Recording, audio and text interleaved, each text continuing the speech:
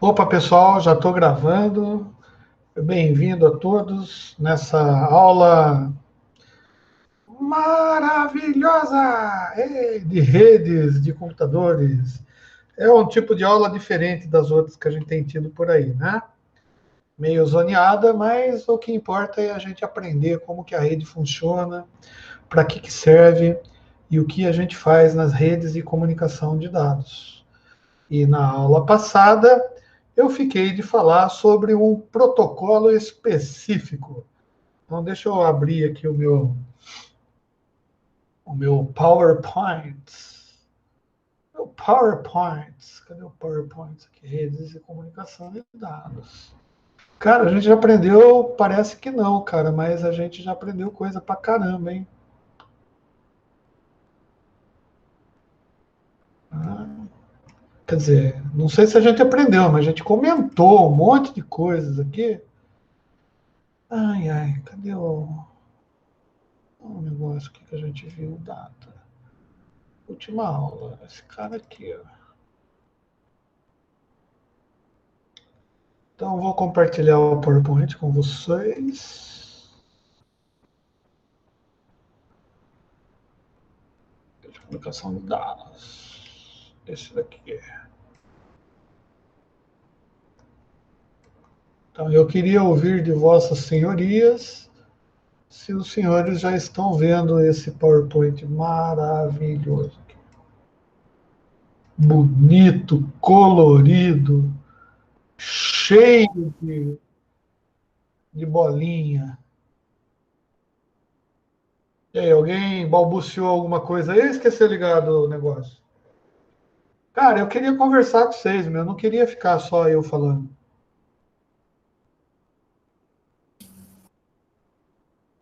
Fala, professor, beleza? Boa noite. Boa noite, Guilherme, beleza? O Nayan, Beleza, na paz. o Nayan entrou, falou que tá aí e caiu. Saiu, foi jantar, eu acho. Tem mais alguém aí? Além de você? Guilherme Belmonte, Estamos Fernando. aqui, professor. Ô, Brunão, beleza? Tudo em Beleza. ordem? Tá. O Guilherme Boa tá noite, aí. senhor. Boa noite, beleza? Ô, Fernando, tudo bom? Ah, fica mais animado, né? Senão eu fico falando pra câmera assim, cara. Beleza. Parece que eu tô falando pra parede, cara. É horrível ficar falando pra ninguém. Boa noite, Rodrigo. Boa noite, Beleza? senhor. Ô, beleza? Então tá bom. Na aula passada, aula passada? Quando foi a aula passada? Hoje é terça, né? Foi quinta-feira passada, né? Então, na aula passada, cara, a gente chegou a comentar sobre vários protocolos na realidade, né?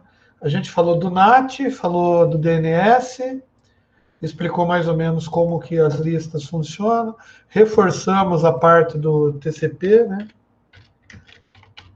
O handshake, né, feito pelos TCP/IP para estabelecer uma conexão orientada. Tá? A gente falou do controle de fluxo. Tá, puxa, a gente chegou a comentar controle de fluxo. Ah, falamos do negócio legal, né? O que é porta de origem e porta de destino.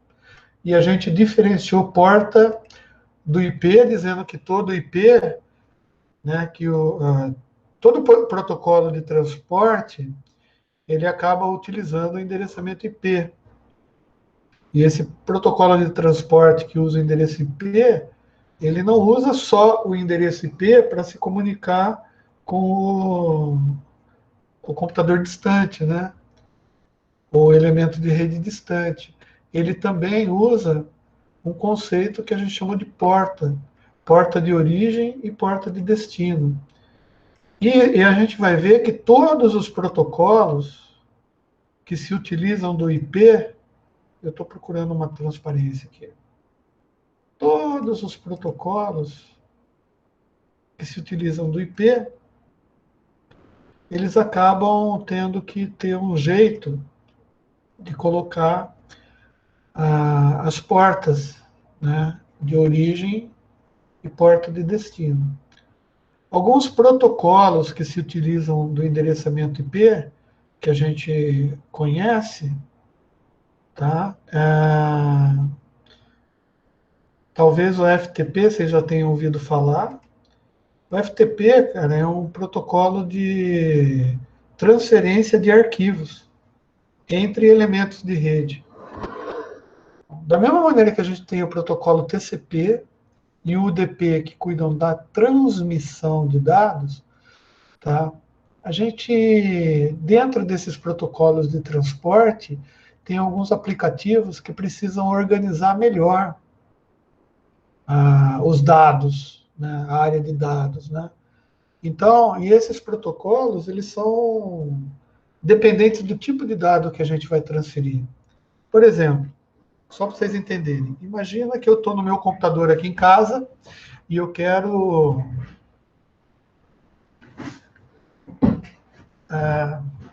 assistir um filme. Não, assistir um filme não. Eu quero transferir um arquivo que está lá no Google Drive, tá? Então é assim, eu coloquei lá, fiz um teste, fiz um exercício lá, coloquei no Google Drive e passei o link para vocês do Google Drive, não é assim que funciona? Falei assim, ó, moçada, vai lá no meu Google Drive e faz download do arquivo, um PDF qualquer, ou um Word qualquer, né? Faz download do Word e responde o questionário e depois me manda de novo através do portal.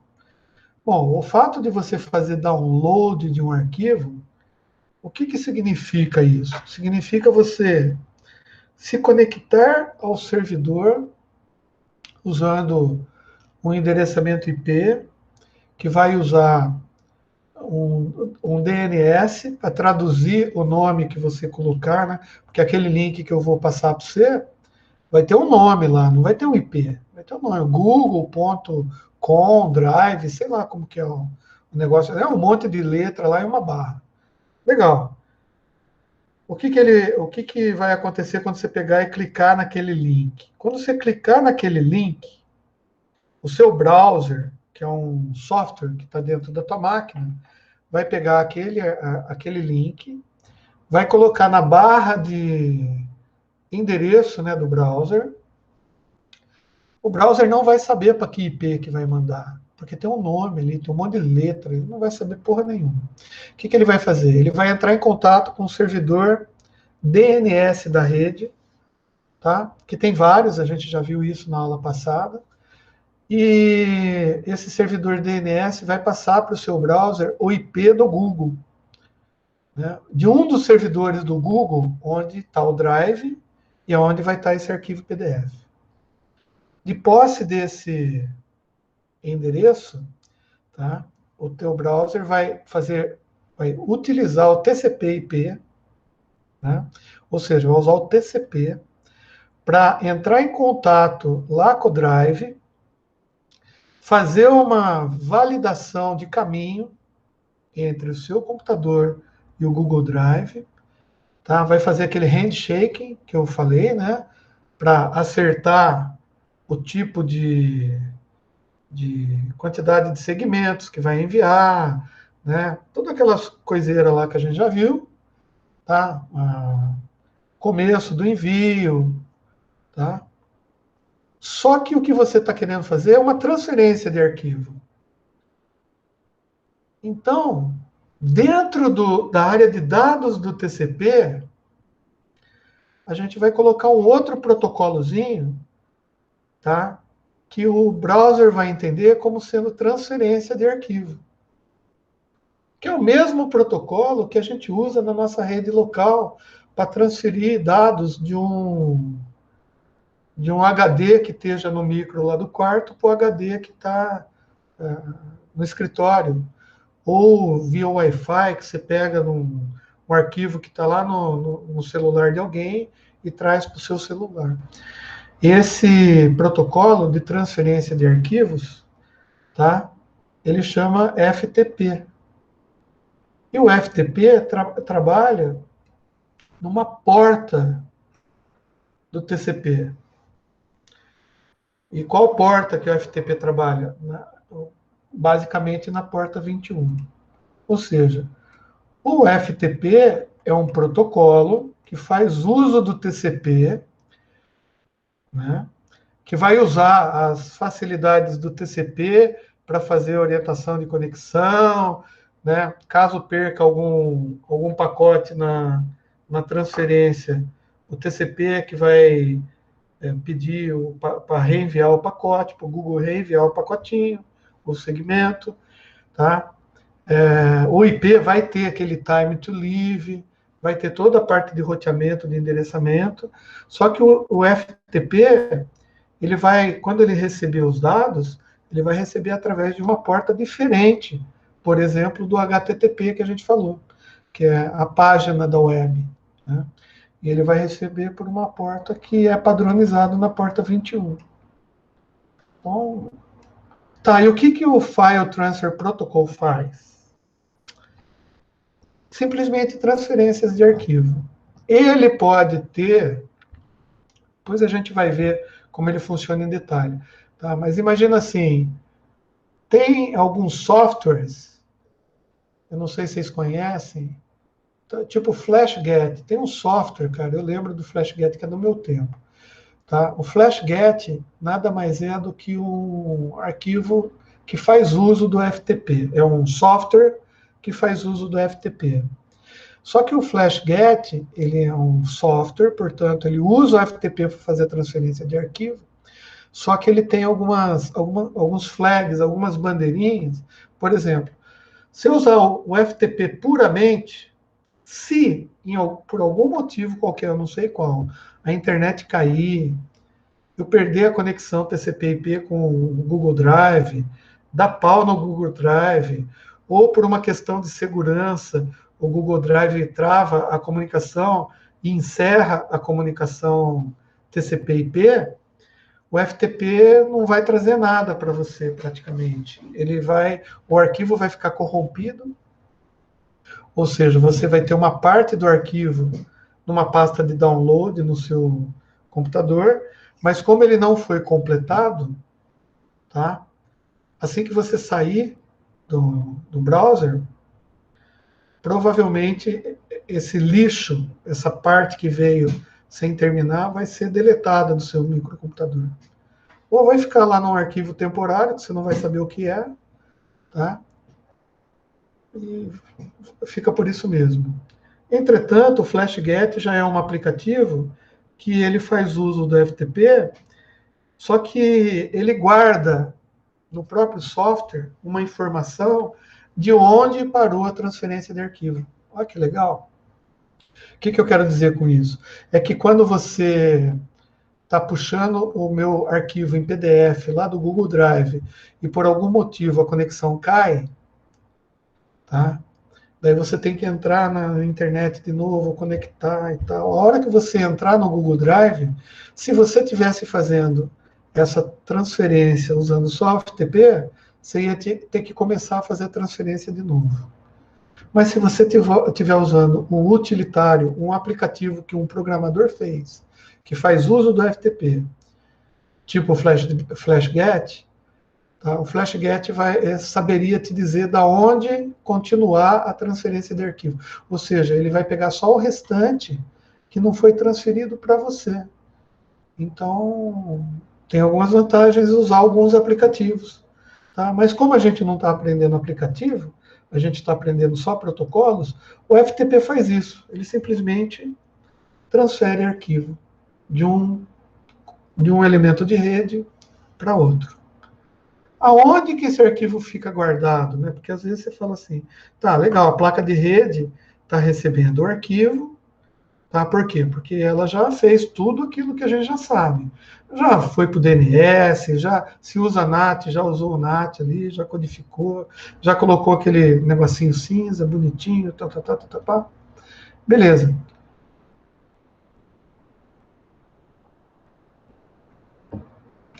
Quando você recebe via browser, quem manipula dentro do seu elemento de rede, lá no seu computador, se a gente estiver falando de computador, é o sistema operacional que vai coordenar esse troço todo aí.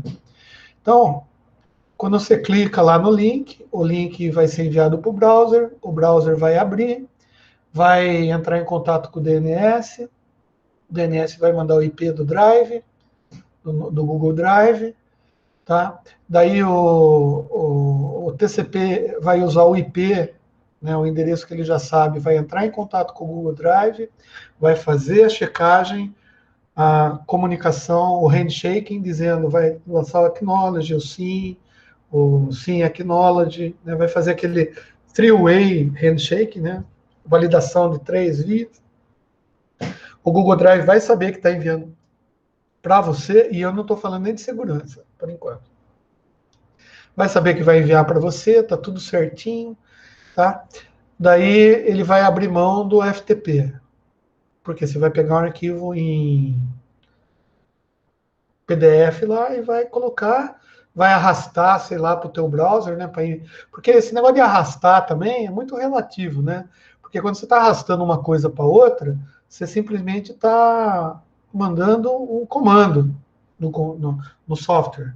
E no caso, você está mandando um comando do browser, né? Quando você vai lá e clica download, né? Faz download. Pô, o download é um comando para abrir uma porta de número 21 no TCP/IP, né? Para que você faça o FTP, que é o File Transfer Protocol. Você vai usar transferência de arquivos. E daí vai começar a fazer o download. O que é o download? A placa do seu micro está recebendo os bits dentro do pacotinho Ethernet, tá? E dentro do Ethernet tem Boa noite, Rodrigão. E dentro do Ethernet tem o TCP/IP e vai ter também o FTP, tá? E daí o sistema operacional vai tratar isso daí da seguinte maneira. Como ele sabe que está vindo uma transferência de arquivo pela porta 21, ele vai fazer lá dentro do computador uma transferência via barramento de dados do que está chegando no barramento de dados da placa de rede, né, para dentro de uma memória. Qual memória? Bom, tem duas opções. Ou ele manda isso para a RAM, tá, que é a memória do computador lá de acesso aleatório, tá, que é uma memória volátil, a gente sabe, se desligar o micro cai, tá? Só que, ao fazer isso daí, o próprio sistema operacional fala assim, pô, mas o cara está querendo fazer transferência de um arquivo. E eu vou guardar, então, no meu diretório de arquivos aqui, na minha árvore de diretórios, e eu resolvi, por solicitação do Windows, que tudo que chegar nessa porta 21 de arquivo, eu guarde na minha pasta que eu chamei de downloads. E o que é a pasta downloads? A pasta downloads nada mais é do que uma área de memória no seu HD, tá? Que o sistema operacional sabe que começa num determinado registro ou num determinado endereço, tá? E ele vê naquele determinado endereço lá o que está vago, faz um linkzinho e começa a colocar o teu arquivo lá e vai ficar fazendo a transferência. Olha que maravilha. Se tudo ocorreu certinho, não teve problema nenhum, terminou de transferir o arquivo, o FTP avisa o sistema operacional e avisa o protocolo lá o TCP/IP que já acabou a transferência de arquivo. Daí o TCP/IP vai falar assim, legal, então agora eu vou terminar a conexão com o Drive. Tá? E vai falar para o Drive, terminou a transferência de arquivo. Você quer encerrar a conexão?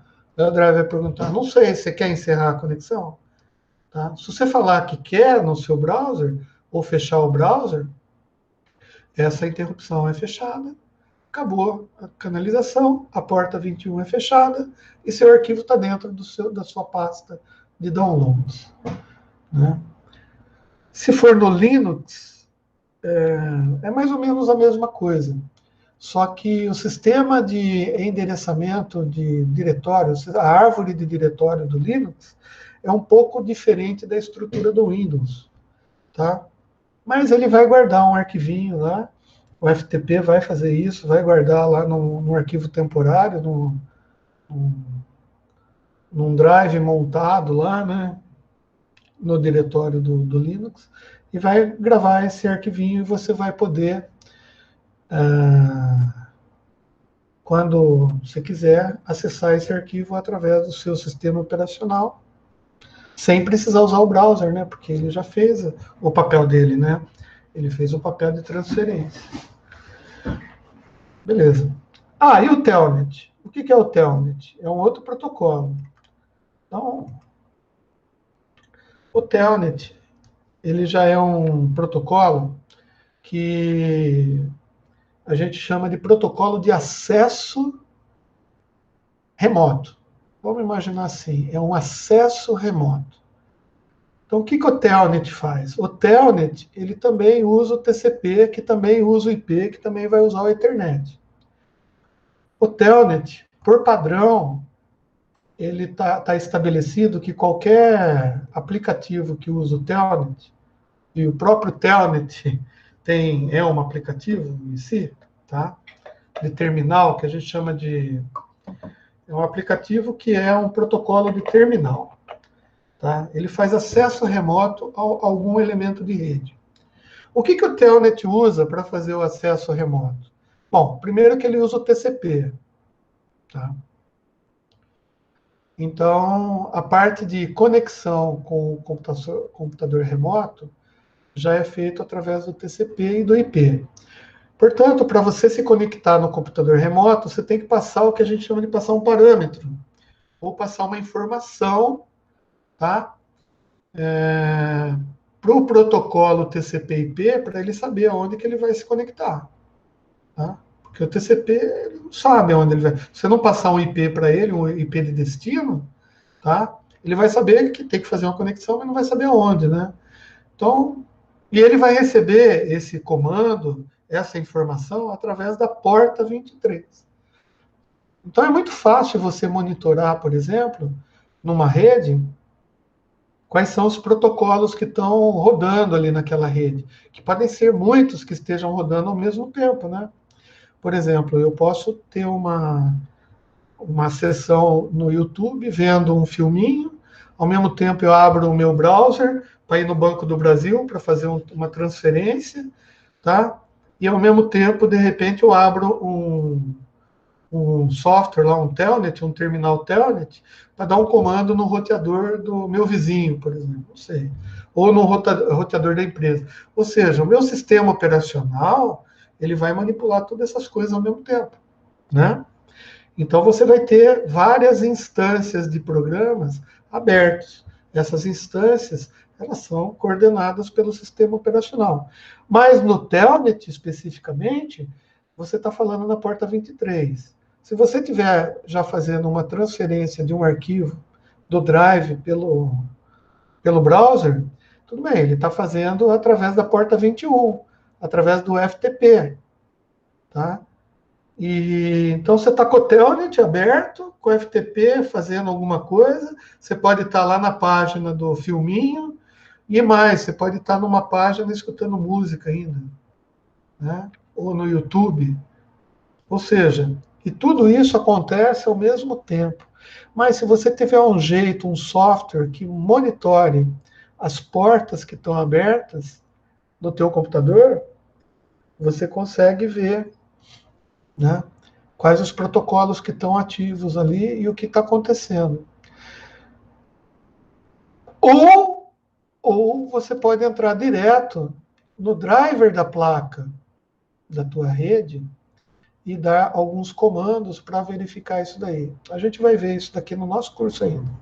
Então, a gente pode dar alguns comandos que são entendidos pela placa de rede, tá? E a placa de rede, como é ela que é a última saída de dados do computador, ela consegue entender o que está entrando e saindo por ela, e ela consegue gerenciar e ver, né, quais os protocolos que estão passando por ela, o que ela está fazendo, o que ela está jogando para fora, o que ela está transferindo para o teu computador, o que ela está mandando para o gateway. A placa de rede que faz isso, né? Então a gente tem que ter um jeito de conversar com a placa de rede.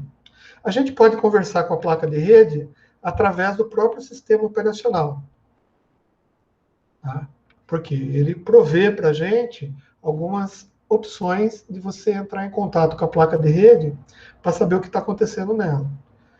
Mas a gente também tem um jeito de entrar no terminal, né? O nosso sistema operacional pode abrir aquela janela preta, né, do DOS lá, que a gente chama, a janela de comando, né?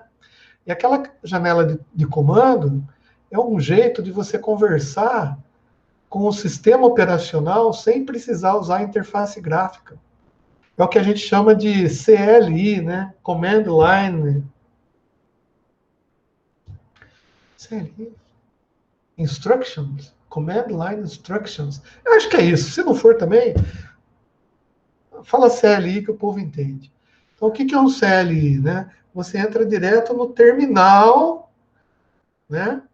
E através disso daí você dá comandos direto para o driver da placa de rede e você conversa direto com a placa de rede. Ou você conversa direto com o sistema operacional sem interface gráfica, sem precisar ficar clicando, né? Então você consegue fazer isso. No Linux, que o pessoal gosta muito de trabalhar com Linux, cara, isso é CLI para o programador, para o cara que mexe com Linux. Então, essa parte gráfica do Windows, para ficar bonitinho, do Apple, né? Até de algumas distribuições do Linux, os caras fazem. Não é para ficar mais fácil para o ser humano, né? Porque a gente é tão preguiçoso, é muito mais fácil a gente clicar nas coisas do que dar um comando para fazer alguma coisa, né? Porque o comando você tem que saber, né? Agora, o clicar não, você clica e arrasta. O próprio fato de você clicar e arrastar, o programador já vai dar o comando para você. E o Telnet nada mais é do que um acesso a um terminal, só que ao invés de você acessar o terminal do seu sistema operacional, você acessa o terminal de um sistema operacional de um computador que está remoto. Então você dá o IP, né? Telnet, dá um IP válido na internet. Tá? E quando você dá Enter, o seu browser vai entender, o seu browser não, o seu software, no terminal mesmo, o Telnet, porque ele mesmo já tem o software dele lá, né? Que é um terminal, ele é pretão, que nem o Windows. Né? Daí você dá Telnet, o IP, e ele vai buscar na rede. Fazendo o quê?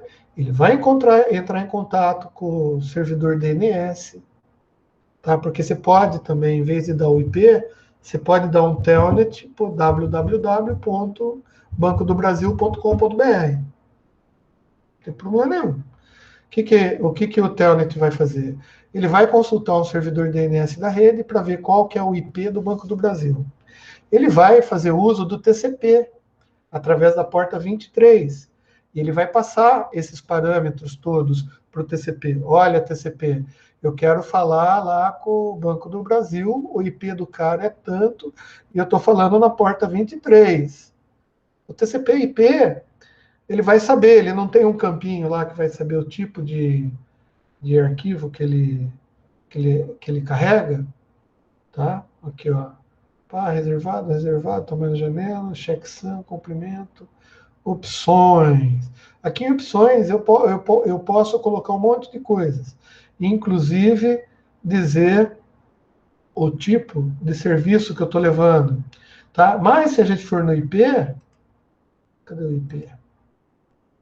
Onde está o IP? Ó, o IP aqui você pode passar, né? Tipo assim, ó, passa para o IP aí que o tipo de serviço é Telnet. Tá? Beleza. Porque o IP que vai fazer o time to leave também, porque esse pacotinho, toda vez que ele passar por um roteador, até chegar no destino do Banco do Brasil, ele vai reduzir o número aqui no tempo de vida, porque ele pode eventualmente ficar perdido. Bom, Legal, chegou lá no Banco do Brasil. Agora, eu vos pergunto-lhes, vocês acham que se você der um telnet para um computador do Banco do Brasil, o cara vai aceitar essa conexão de boa? Tipo assim, tem um fulano lá, tá querendo falar comigo via telnet. Ele quer falar com o meu sistema operacional. Quem que é o cara? Primeiro que vai perguntar, quem que é o cara? É o Cezinha. Você acha que o nego vai autorizar eu entrar lá no Banco do Brasil através dessa porta 23? Não. Por quê? Porque ele vai falar, meu, você tá louco, cara? Você acha que eu vou abrir o terminal do meu sistema operacional, do meu roteador, do meu elemento de rede para o Cezinha falar comigo? Fala. Desculpa interromper. Como que, assim, os hackers conseguem acessar os computadores particulares, assim, de bancos, essas coisas? Por onde, assim, exatamente? Então, Wesley, olha só. Você sabe que questão de... Bom, primeiro o cara tem que ter conhecimento da rede, tá bom? Por quê? Porque a rede, às vezes, ela traz algumas vulnerabilidades. Tá? Se o cara que estiver configurando o elemento de rede lá do Banco do Brasil, ele não tiver conhecimento, porque essas portas todas aqui, a 21, a 23, a 25, a 80 do HTTP, a 110, que é para POP3, que é de e-mail, a 143, que é do IMAP, ou a 443, que é do HTTPS, né? Eu lembro de ter falado que o 443 era para FTP, né? E eu falei errado, há umas 5 aulas atrás, lembrei agora. Tá? A FTP é 21, tá? Bom, mas não vem ao caso. Também eu falei, vocês escutaram, também ninguém sabia. Tá? Então, desculpa aí se vocês forem ver lá. Né? A gente erra também, viu? Mas o fato é que o hacker, o que ele faz? Primeiro que ele tem um grande conhecimento de rede. Tá? Além de ser mau caráter, de ser bandido, né? Ele tem um grande conhecimento de rede, né? E por que bandido? Porque, cara, nego curioso, é bandido, né? O cara... O senhor tem os hackers do bem também, né? Então, daí ele chama de white hats. O que é o hacker do bem? O hacker do bem, eu acho que é uma maneira de relativizar o problema, né?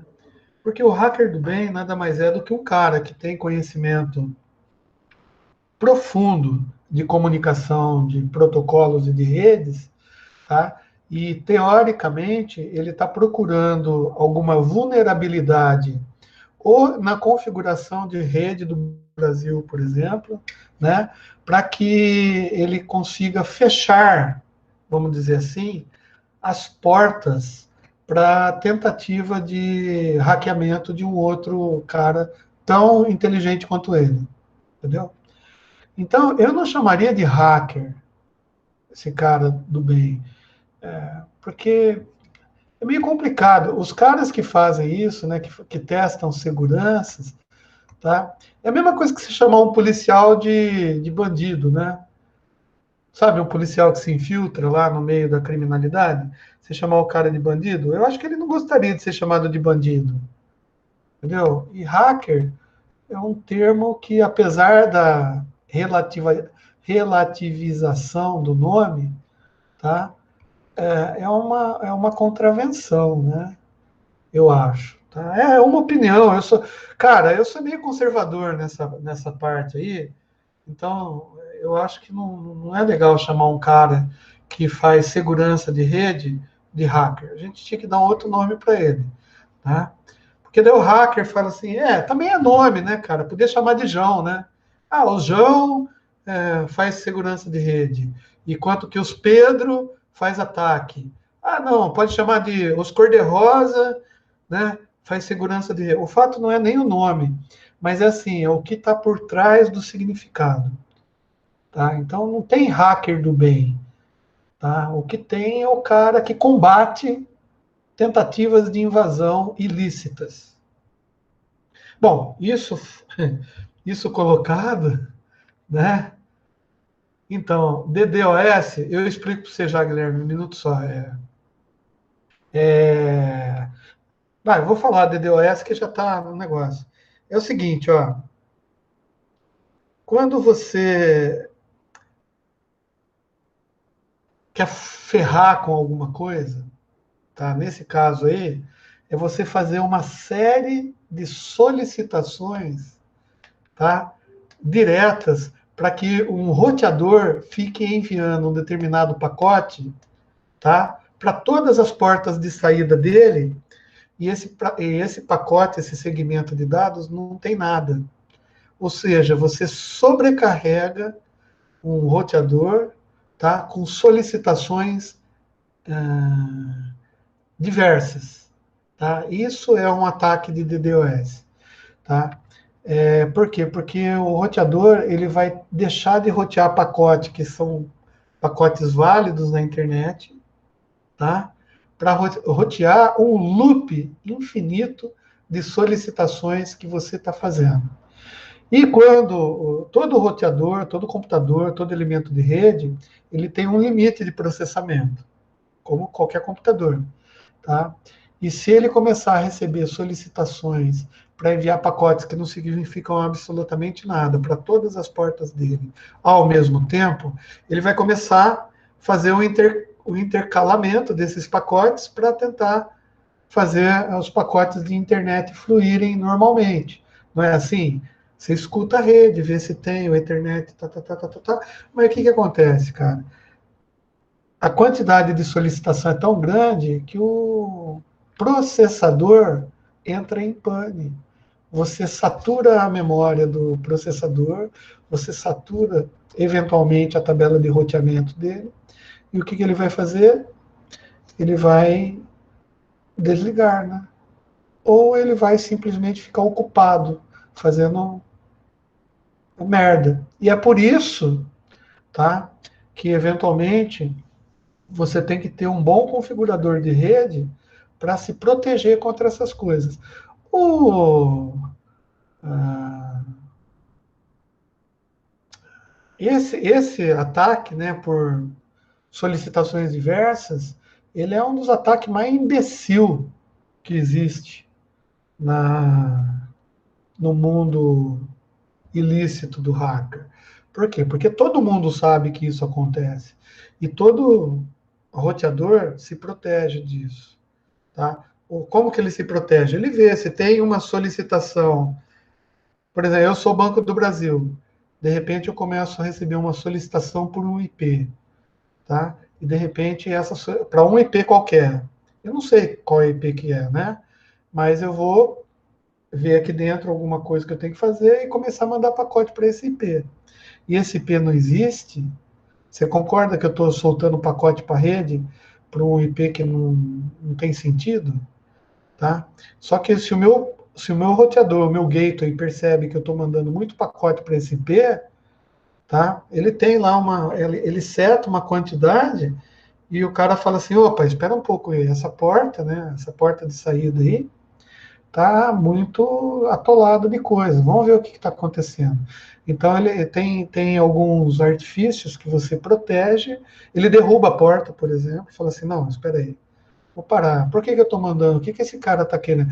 Ele está querendo assistir um longa-metragem aqui no Banco do Brasil? Não, não é isso. Tá? Só que esses ataques, viu, Guilherme, eles não acontecem em servidores de banco. Esses ataques acontecem em roteadores, e roteadores de tráfego mais alto. Aconteceu em 2000 e sei lá quanto, eu estava até trabalhando, então deve ter sido antes de 2016, cara. A Telefônica recebeu, por uma falha de configuração na rede, porque a rede é muito grande, né? Se você, às vezes, a gente vai ver que tem vários tipos de você configurar roteador, tá? Configurar roteador significa você dizer o que ele vai fazer com o pacotinho quando ele recebe. Um roteador, ele recebe um pacote, tá? e ele simplesmente olha o endereço de origem, endereço de destino e manda o pacote para o endereço de destino. Se ele não souber qual é o endereço de destino, ele faz um filtro e vê, por exemplo, o pacote vai para o ponto AR, então vai para a Argentina. Eu não sei quem que é o IP, quem que está... Aí eu estou sabendo que vai para a Argentina. Senhor, Então, oi. desculpa aí interromper. Não, que Então, isso? só para mim terminar a conclusão, tirar a minha conclusão aqui. Então, para o hacker entrar numa rede do banco ou qualquer coisa, ele precisa saber da rede do banco, é isso? Ele precisa saber do Isso. IP, das portas, tudo isso daí, Exatamente. senão ele não consegue entrar. Não consegue. Bom, e como que ele consegue saber das portas? Olha só, ele usa por exemplo, ele pode tentar usar a possibilidade de entrar com algum comando escuso através da porta 8080, por exemplo. Não pode? Por quê? A porta 8080 é a porta que o TCP usa para o browser fazer a solicitação da página do banco. Sabe a página web? O HTTP usa essa porta, 8080 do TCP/IP. Então, quando você vai lá, http://bancodobrasil.com.br. Legal. Eu vou falar Santander, senão os caras do Banco do Brasil, né, tem que fazer propaganda, ou Itaú, Bradesco. Vou falar do Bradesco. Né? Ou do tem que falar de banco chinês. Né? Como que é? HSBC. Vou falar do HSBC, que dá mais Ibope hoje. Então, você vai entrar lá no HSBC. HSBC é Bank of China, né? Da República da China. Bonito esse banco, né? Nossa, grande, né? Mas não chega aos pés do Bradesco ainda, no Brasil. Mas daqui 2 anos vai chegar. Você vai entrar lá, cara, você vai buscar a página, né? O index.com, lá, o index.html do banco HSBC. Vou mudar de banco, que fica muito difícil falar esse nome, Itaú. Então você vai procurar o HTML do Itaú, não é? Só que nessa solicitação, os caras podem mascarar de alguma maneira alguma coisa, tá? Que não é vírus, mas é um comando, vamos dizer assim, que pode passar desapercebido pela porta 8080, que obviamente vai estar aberta, né? E vai chegar lá num servidor do banco qualquer lá. E se o cara também não tiver muito distraído ali, tá? Pode ser que esse comando, essa solicitação, possa desencadear, por exemplo, alguma coisa dentro lá do banco, lá que a gente não sabe o que é. Por exemplo, um mapeamento de toda a rede, ou fazer download de uma tabela que tem no servidor, por exemplo, de hosts. Lembra que eu falei para vocês que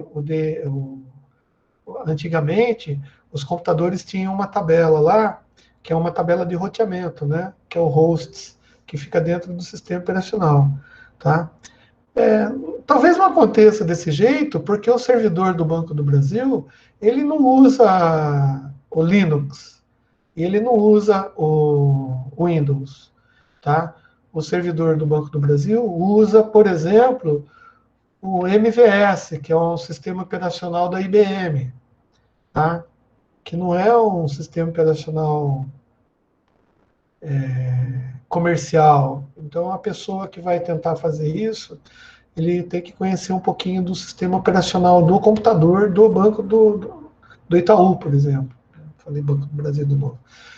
Do Itaú. Então, ou Unix, por exemplo, né? Um sistema operacional diferente. Mas o fato é que a gente pode, de uma certa maneira, enfiar comandos através dessas portas. O que o pessoal usava muito é utilizar a porta de e-mail, tanto é que elas foram trocadas, né? Eu acho que nem usa mais o 143 para IMAP, tá? Porque os hackers, tá? Esses caras que fazem safadeza, tá? Eles começavam a usar essa porta aqui para tentar enfiar comandos. Por exemplo, banco de dados, né? O Postgre, por exemplo, quando você instala um banco de dados numa máquina e cria na máquina um servidor de banco de dados, ele vai se utilizar do TCP/IP para fazer algumas comunicações, tá? Mas a linguagem de utilização do banco, de acesso, não sei o que lá, é o SQL, que é uma linguagem de programação específica para o banco. Ah, mas tem banco que fala de outra linguagem, mas não tem problema. Tá, o Postgre, por exemplo, que é um banco... Tá, a Oracle, por exemplo, né, que é um banco de dados mais estabelecido, ela tem uma linguagem lá, tá, que não é o MySQL. Né? O MySQL usa o SQL do MySQL, mas a Oracle tem o SQL da Oracle. E daí tem uma diferença de linguagem de programação, mas não vamos chegar nisso. O fato é que você pode usar, tá, vulnerabilidades de algumas outras portas para enfiar comandos de banco de dados, por exemplo. Então, o cara que entrou no banco de dados da Receita Federal e conseguiu pegar todos os CPFs lá, de sei lá quantos milhões de pessoas, tá? E está vendendo isso daí, ou está fazendo chantagem, ou o cara que entra dentro do banco de dados e coloca uma senha no banco de dados do cara lá, tá? Através de comandos de cross commands, eu sei lá como que os caras chamam, injection, né? SQL injection, tá? O cara pode entrar no meu banco de dados, na minha paginazinha aqui que eu tenho, sei lá, e fazer um SQL injection, se eu não fizer a proteção adequada. O que é SQL injection? Você coloca um comando SQL num campo do banco de dados que você está mandando. Se eu não faço filtro, eu vou pegar esse comando e vou enfiar no meu banco de dados. Daí ele vai travar o meu banco de dados, colocar uma senha do meu banco de dados, e o cara vai cobrar em bitcoins, né, para ele me passar a senha do que ele bloqueou. Se isso acontece na Receita Federal, filho, o Brasil está ferrado. Por isso que tem backup, por isso que... Então,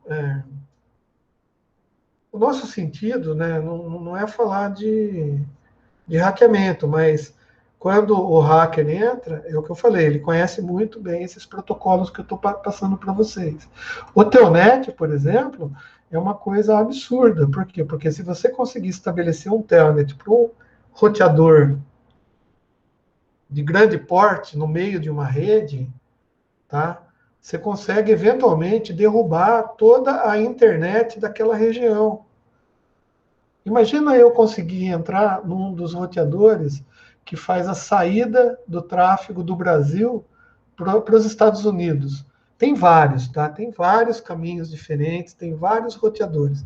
Mas imagina eu conseguir entrar em um dos roteadores que faz isso, através do Telnet.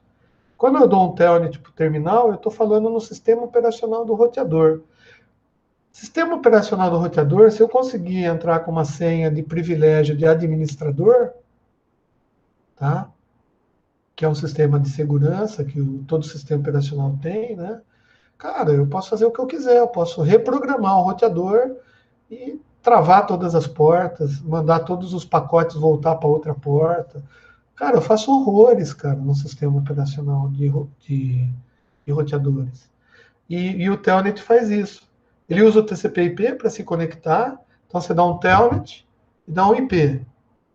Tá? Se a porta estiver aberta, e o servidor Telnet do computador estiver habilitado, né, porque tem isso, né? Por exemplo, o Windows, ele desabilita o Telnet. Se você der um Telnet para o seu localhost aí, você não vai... você não sabe que é... lembra que é localhost, né? Localhost é o endereço da própria placa de Ethernet que está conectada no seu micro. Se você der um Telnet para essa placa, provavelmente você não vai ter resposta nenhuma, porque o Windows ele desabilita o Telnet. Ele instala, mas ele desabilita. E daí se abriu margem para eu falar de uma outra coisa. Cara, quando eu falo de TCP/IP, né? TCP/IP é tão importante na vida da gente que os caras falam assim, cara, quando você compra um sistema operacional, o Windows, se ele detectar que tem placa de rede, ele já começa a instalar para você uma série de protocolos, tá? O Windows, obviamente, vai instalar os protocolos dele primeiro, né? Ele instala o NetBEUI, o WinS, ele instala um monte de coisa dele, mas ele instala uma série de protocolos que a gente usa na internet. Protocolos comuns, por exemplo, ele já instala o UDP, ele instala o TCP, ele instala o FTP, mesmo porque quando você copia um arquivo de um micro para outro, tá, na rede que você tem na tua casa, você está usando o FTP. Ele instala o protocolo Telnet, ele instala o protocolo SMTP, tá? SMTP é Simple Mail Transfer Protocol, tá? É um protocolo de simples para transferência de e-mail, tá? Ele instala o HTTP, que é um protocolo de Hypertext Transfer Protocol, tá? Um protocolo de transferência de texto, tá? Ele instala o POP3 automaticamente. O que é o POP3? O POP3 é um protocolo também de transferência de e-mail para servidores que estão na internet, tá? Ele instala também o IMAP. O que é o IMAP? O IMAP é um protocolo também de e-mail, tá? Ele instala o HTTPS, que é o Hypertext Transfer Protocol Security, que é um protocolo de transferência de arquivo, tá? Mas com segurança. Esse daqui é sem segurança. Esse daqui já tem um negócio de criptografia dentro para ficar mais difícil das pessoas interceptarem a comunicação, né, a transferência de arquivos, tá, entre um servidor e outro na internet, usando o HTTPS, ele é um pouquinho mais... Ou seja, quando você compra um sistema operacional, ele não só instala o TCP/IP, como instala um monte de outros protocolos. E eles chamam isso de pilha. Pilha TCP/IP. Olha só o que significa. O TCP/IP é um protocolo tão famoso que ele deu o nome ao que a gente chama de pilha de protocolos. O que é uma pilha de coisa empilhada? É um monte de coisa junto, tá? Então a gente tem que tomar muito cuidado, porque os caras falam assim, ó, eu estou instalando a pilha TCP/IP no teu computador. Tá? O que é a pilha TCP/IP? Significa que tem o TCP/IP e uma porrada de outros protocolos que são instalados automaticamente com o seu sistema operacional quando você instala a pilha TCP/IP. E cada um desses protocolos, como a gente pode ver, eles usam portas diferentes do TCP/IP e eles têm funções diferentes. Um é para transferência de arquivo, um é para acessar o terminal remoto. Geralmente, esse Telnet, tá? Ele está configurado, e mesmo se você habilitar ele no teu Windows, ele vai pedir para você colocar uma senha, tá? Então, a gente vai ver lá quando a gente for ver o Telnet, tá? Que ele pode fazer uso de alguns protocolos diferentes aí, além do TCP, para segurança, tá? Por quê? Porque ele quer ter a certeza de que ele está falando com alguém que está autorizado a mexer no sistema operacional daquele determinado computador, né? Então, ou seja, se eu habilitar o Telnet aqui do meu micro, tá? Aqui, você pode eventualmente fazer uma conexão Telnet para ele. Se eu habilitar ele e passar para você qual é o meu IP de rede, né? E eu tenho condição de verificar isso aqui, a configuração do meu computador, tá?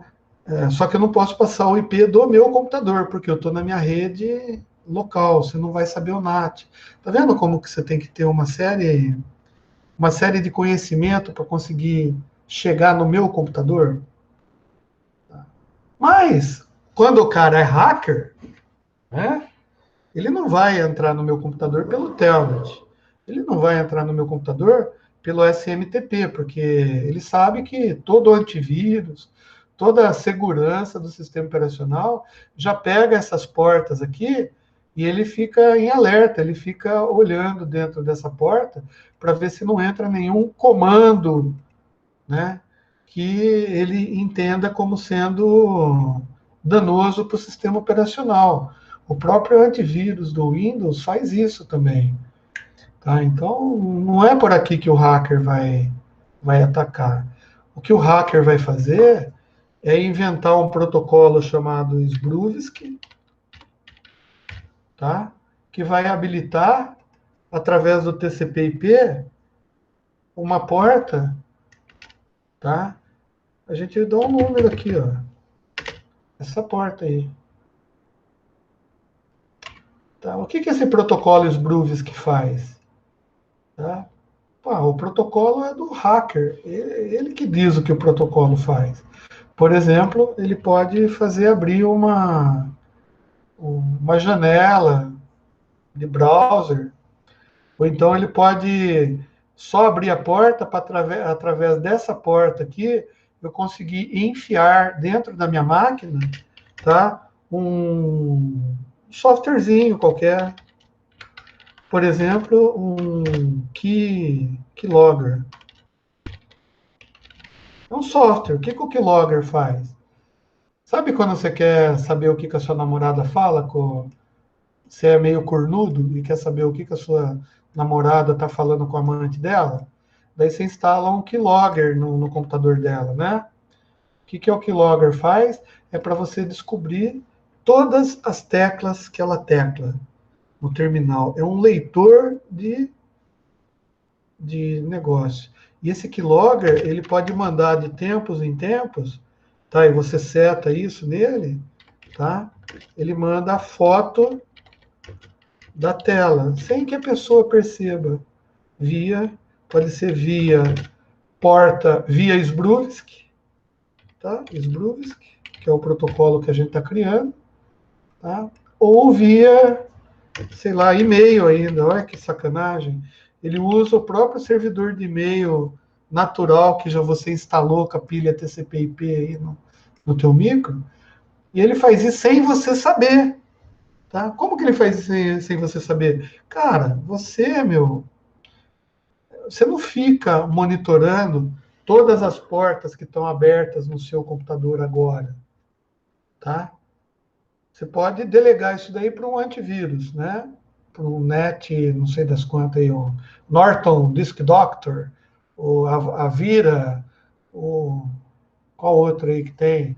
O Defender, o próprio Defender da Microsoft, ou sei lá, você não confia na Microsoft, você compra aquele software não sei de quem, né? Você instalou no seu micro, você vai lá na banca de jornal e compra lá um antivírus do cara, né? Instala na tua máquina e acha que está maravilhosamente sendo protegido. E o cara tem lá no antivírus dele o protocolo Sbrovski instalado, que faz exatamente isso, faz um keylogger e manda para ele, para o e-mail dele, tá? Ou você põe uma chave, né, pirata, né, para desbloquear o seu sistema operacional aí. Um dia eu peguei um software que ativa o Windows. O meu Windows é oficial, tá? O Windows, eu paguei essa porcaria, que paguei caro, e ele está vinculado à minha conta da Microsoft, tá? Aliás, eu tenho não só o Windows, como o Office, a faculdade deu o Office para mim, uma licença, mas eu tenho duas licenças minhas que eu comprei, o 2016 e o 2013, tá? E está dando conflito, inclusive, mas o fato não é esse. O fato é que o meu Windows é oficial, o meu Office é oficial, então eu não preciso de colocar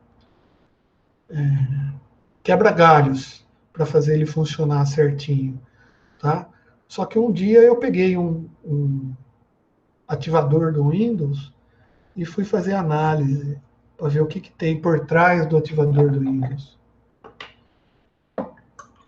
Fio, você abre as portas do seu computador, você não sabe o que o cara está instalando, dentro porque ele tem uma parte lá que é fácil de você ver. Você entra lá, são aqueles comandos simples, né, de mexer no registro, faz assim, tira a chave, cria um servidor virtual, daí você coloca a senha, não sei o que lá, coloca a chave do cara, faz um monte de coisa, mas tem uma parte do código que eu não sei o que é. Por quê? Porque ele é um texto não criptografado, mas eu precisaria saber em qual, para fazer engenharia reversa, né? Em qual linguagem que ele fez aquele script. Porque aparece um monte de texto lá em ASCII 2, lá, um monte de código, que eu não sei o que significa aquilo. Você entendeu? E é grande aquela bodega. Tá?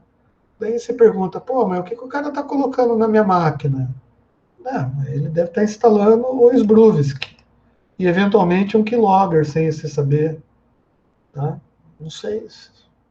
Que nem quando a gente vai lá no Popcorn, instala o Popcorn no nosso celular. Ou qualquer softwarezinho que você compra na Play Store aí. É de graça, cara. Baixa o Quai, né? Aquele de mexer com a carinha. Meu, você tá dando permissão pro cara mexer até no sistema no Android pra você. Ele faz assim, ó, eu quero ter acesso ao seu e-mail, quero ter acesso à sua imagem, tá?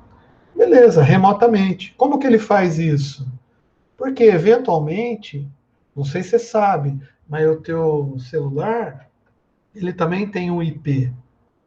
Então, quando você está logado na internet, o cara sabe qual é a IP. Ele pode fazer usar um FTP, tá? No teu celular aí. Ele tem acesso ao sistema operacional. Ele pode pegar todas as fotos que está aí na tua caixa local e transferir para o banco de dados dele. Tá? Ah, mas ele não quer as fotos. O que, que ele quer, por exemplo? Ele quer as senhas que você guardou no teu browser. Como que ele faz isso, cara? Da mesma maneira. Tá? O teu browser, o Chrome, quando você guarda a senha, essa senha fica acumulada num arquivinho que só quem tem acesso é quem sabe a sua senha do browser. Ou seja, quando você está logado, óbvio, o Google tem todo um sistema de log. Então, ele tem um sistema de segurança. E esse sistema de segurança, ele conversa, quando você está logado no Google, você conversa através da rede com o servidor do Google. Você valida a tua entrada na rede. Tá? Só que, se ele tiver um keylogger aqui, não keylogger, simplesmente ele monitora. Quando você estiver entrando com aquela paginazinha lá de login do Google, ele só guarda o seu login e sua senha. E fica guardado aqui no arquivinho do teu micro, diferente do arquivinho do Google, mas você não sabe. Mas está aqui.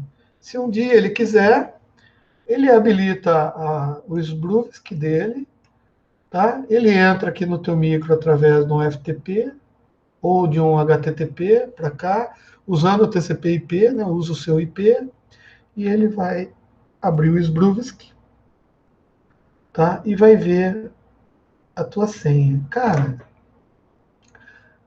se você não estiver usando o micro e estiver conectado na rede, o cara pode abrir o teu browser com aquela senha que você entrou no teu Google, ele pode vir naquela parte de... É que eu não estou... Eu poderia até compartilhar para vocês verem. Na parte de senhas, tá? E com uma senha válida, ele consegue ver todas as senhas que você guardou no Google. Quais senhas? Ah, lembra aquela que perguntou quando você estava entrando no Itaú, tá? No HTTPS do Itaú? O Google perguntou para você, você quer guardar essa senha? Você falou sim. Onde isso daí fica guardado? Num arquivinho criptografado dentro da tua máquina.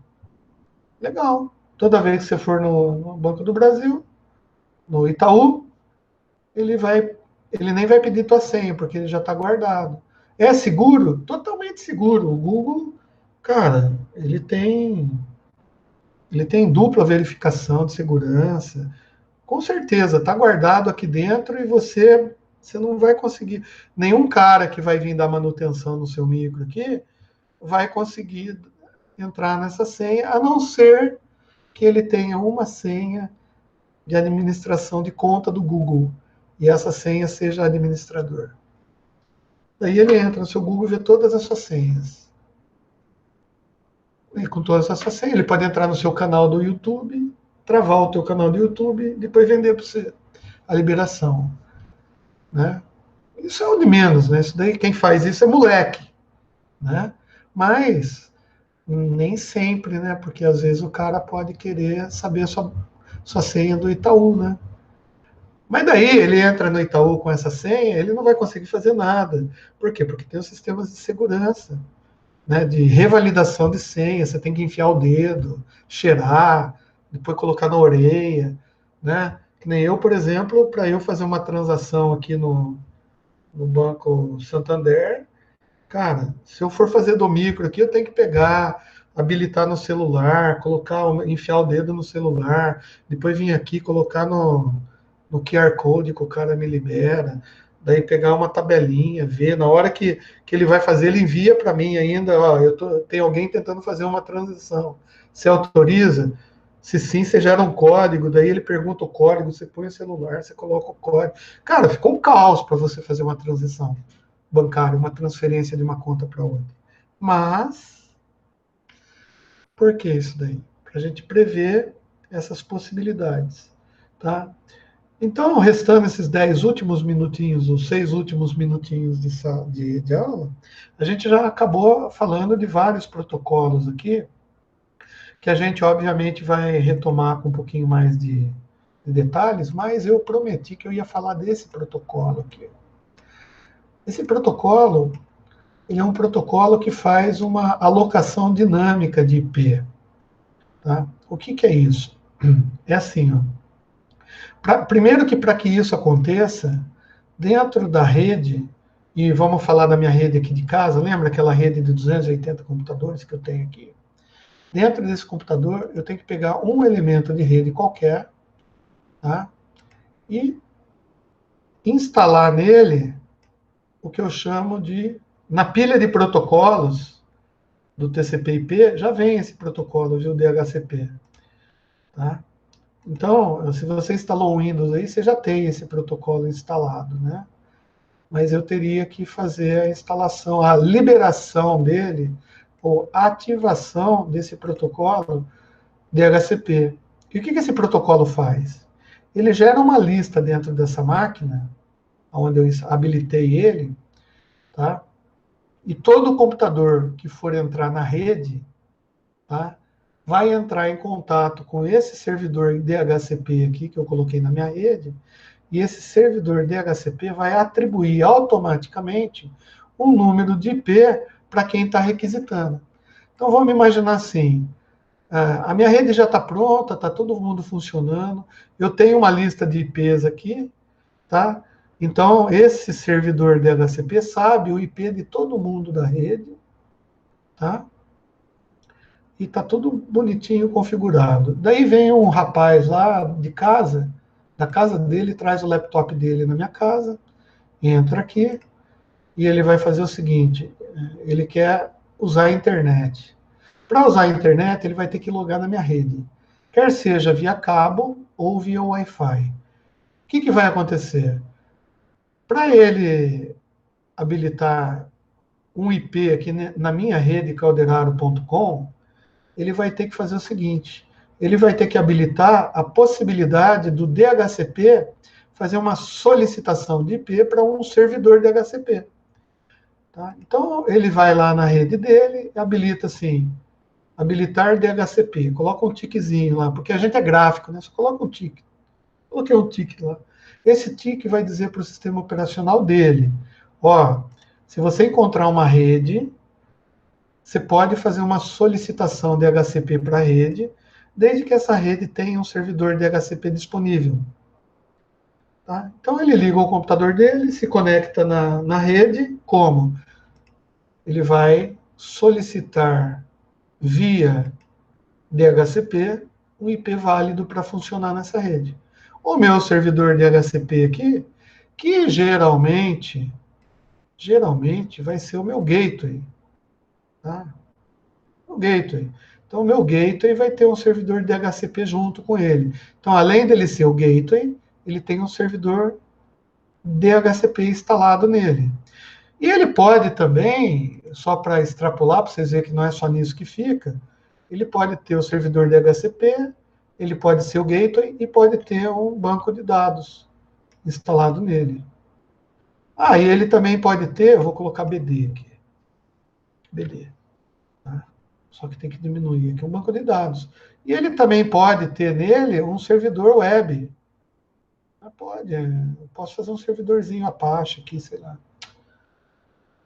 O fato é que é possível eu colocar vários tipos de servidores instalados na mesma máquina.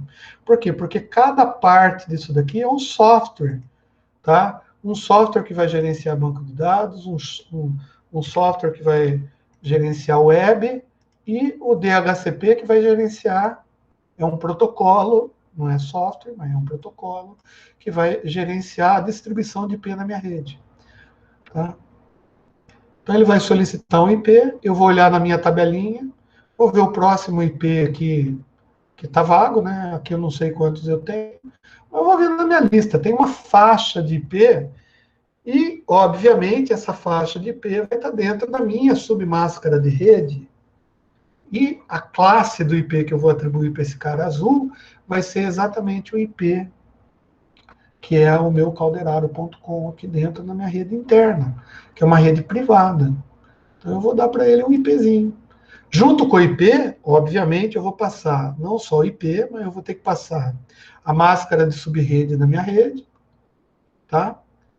Vou passar o IP do gateway, né, que ele provavelmente não sabe ainda, mas vai saber agora, que eu estou passando para ele, o gateway, para configurar o gateway. Vou passar para ele também, talvez, se eu quiser, os servidores DNS que eu uso na minha rede, tá? Que pode ser um servidor DNS interno, ou pode ser um servidor DNS externo, tipo Google, tá? Né? Ou IPBR, HostGator, Hostinger, sei lá, tem um monte de provedor que tem servidor DNS na rede, tá? Folha de São Paulo, não sei, cara, tem uns IP aí que o cara serve para servir DNS. Então, esse cara aqui, quando ele entrar na... Ah, daí beleza, daí vai validar tudo, ele vai entrar na rede, vai estar habilitado na rede, vai estar podendo falar com todos os elementos de rede aqui, e se eventualmente ele mandar um pacote que não faz parte dessa rede, esse pacote vai ser mandado para o gateway, e o gateway vai mandar para frente, para a rede internet. Legal. Só que antes, qualquer pacote que ele for mandar, usando o TCP/IP, que a gente viu até agora, ele não vai saber o IP do Banco do Brasil. Então, o que vai acontecer? O pacotinho dele, tá? E eu vou preencher de cor de burro não foge. Preenchimento da forma, cor de burro não foge. O pacotinho que ele vai gerar aqui, tá? Esse pacotinho vai vir para o gateway, porque é o Banco do Brasil. O Banco do Brasil não está na minha rede. Então vai vir para o gateway. Só que ele tecou Banco do Brasil. Banco do Brasil, ninguém sabe o que é. Então, o meu gateway vai mandar para o servidor DNS.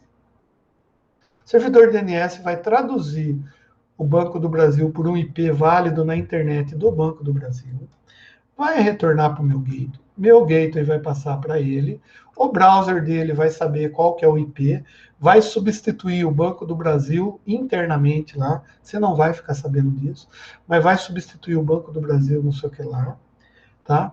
E vai mandar para cá, para o gateway de novo, e o gateway vai mandar para o Banco do Brasil. Só que o que eu quero? Na realidade, eu estou fazendo o caminho do TCP/IP do DNS. Só que o que está dentro aqui é uma solicitação HTTP. Ou seja, eu estou conversando com o Banco do Brasil, vou conversar com o Banco do Brasil através da porta 8080, tá? Que o HTTP é o bancodobrasil.com.br, itaú.com.br, através da porta 8080. Só que quando chegar lá no Banco do Brasil, ele vai mandar, talvez, para mim, tá? Um pacote HTTPS na porta 443 que o meu browser vai receber e o TCP/IP vai continuar estabelecendo o three-way handshaking, só que em vez de usar o HTTP, ele já vai substituir pelo HTTPS, porque o Itaú vai falar comigo em HTTPS por causa da segurança dele. E se eu quiser fazer um FTP de lá? Não tem problema, eu vou tentar fazer um FTP. Só que provavelmente ele vai me retornar com FTPS, se eu quiser trazer um documento. Tá? Mas isso daí fica para outra aula. Beleza? Já terminamos a aula, olha só. A gente viu, cara, um monte de portas e a gente tentou passar para vocês, eu tentei passar para vocês, como que funciona essa parte de protocolo dentro do protocolo, que é dentro do outro protocolo, que usa uma porta que vai dentro de um protocolo e que usa o TCP, usa o UDP, pode usar o FTP, tudo encapsulado. Então, esse conceito que eu queria passar para vocês é de encapsulamento. Além de falar da pilha TCP/IP, que é diferente do protocolo, encapsulamento é você colocar um protocolo dentro do outro para que esse faça o que ele foi programado para fazer. Beleza? Então, gente, por hoje eu vou parar a gravação aqui, ansioso para a próxima aula. Cadê? Interromper a gravação. Quando eu falo que eu vou parar a gravação, o João Vitor já pulou.